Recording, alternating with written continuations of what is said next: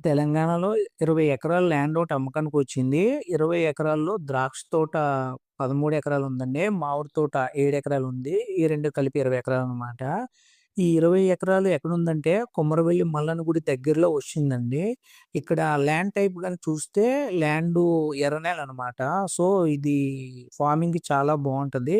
ఇక్కడ ద్రాక్ష తోటలకి ఇవన్నిట్లికి అనువుగా ఉంటది. ఈ పొలం మధ్యలో ఇల్లు గూడా ఉందండి. లేబర్ కాటేజీలు ఒక 5 ఉన్నాయి. 3 బోర్‌వెల్లున్నాయి. పెద్ద నీటి నిల్వలు గాని, పంప్ హౌస్‌లు గాని ఉన్నాయన్నమాట. చిన్న ట్రాక్టర్లు చిన్న ట్రాక్టర్‌లో 3 చిన్న ట్రాక్టర్లున్నాయండి. 3 ఫేజ్, సింగిల్ ఫేజ్ పవర్ గూడా ఇక్కడ అందుబాటులో ఉంది. సంవత్సరానికి 80,00,000 ఇన్‌కమ్ ఇందులోంచి వస్తుందన్నమాట. సో, ఇది సిద్దిపేట హైవే ఉంది కదండీ! మన రాజీవ్ గారి రహదారి ఏదైతే ఉందో 3 కిలోమీటర్లు ఇక్కడికి.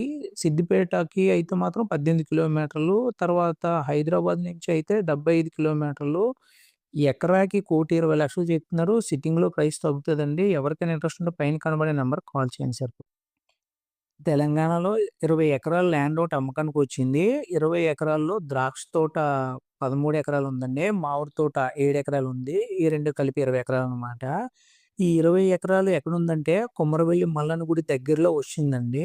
ఇక్కడ ల్యాండ్ టైప్ గాని చూస్తే ల్యాండు ఎర్ర నేలనమాట. సో, ఇది ఫార్మింగ్‌కి చాలా బావుంటది. ఇక్కడ ద్రాక్ష తోటలకి ఇవన్నిట్లికి అనువుగా ఉంటది. ఈ పొలం మధ్యలో ఇల్లు గూడా ఉందండి.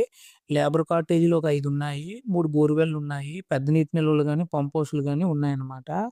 చిన్న ట్రాక్టర్లు చిన్న ట్రాక్టర్‌లో 3 చిన్న ట్రాక్టర్లున్నాయండి. 3 ఫేజ్, సింగిల్ ఫేజ్ పవర్ గూడా ఇక్కడ అందుబాటులో ఉంది. సంవత్సరానికి 80,00,000 ఇన్‌కమ్ ఇందులోంచి వస్తుందన్నమాట.